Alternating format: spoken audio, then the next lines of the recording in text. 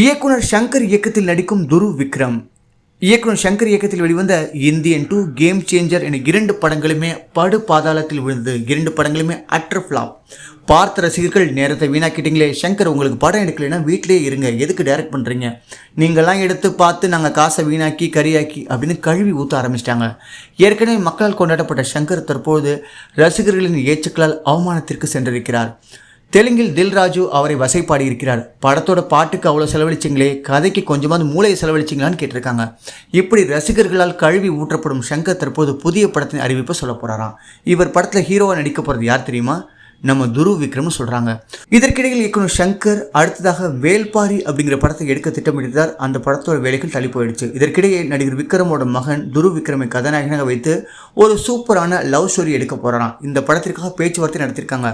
ஆனால் இது குறித்து எந்த விதமான அதிகாரப்பூர்வமான அறிவிப்பும் வெளியாகவில்லை. இருந்தாலும் ஷங்கர் துரு விக்ரம் இயக்கும்போது கண்டிப்பாக துருவை ரொம்ப அழகாக காட்டுவார் அப்படிங்கிறது நம்பிக்கை இருக்கா. நல்ல கதையில் எடுப்பாரா அப்படிங்கிறத ஷங்கர் பழைய படங்களுக்கு எவ்வளோ தூரம் ஒத்துழைப்பு கொடுத்தாரோ, ஒரு அழகான ஒர்க் பண்ணாரோ, முதல்வன் மாதிரியான அழகான படங்களை எடுத்தாரோ, இந்த படங்களுக்கும் அந்த மாதிரி உழைத்தால் மட்டுமே ரசிகர்கள் மனதில் மீண்டும் ஷங்கர் இடம் பிடிக்க முடியும். என்னதான் நல்ல படங்கள் கொடுத்த இயக்குநராக இருந்தாலும் தற்போது நல்ல படங்கள் கொடுக்கவில்லை என்றால் ரசிகர்களால் தூக்கி வீசப்படுவார் என்பதற்கு இயக்குனர் ஷங்கரே சரியான உதாரணம். இந்த முறை துரு விக்ரமும் ஷங்கரும் இணைந்து பணியாற்றும் படம் நல்ல கதையம்சமுள்ள படமாக, ரசிகர்களுக்கு பிடித்த படமாக, வெற்றி வாகை சூடும் படமாக அமைந்தால் நல்லது என்பதே ரசிகர்களின் கருத்து.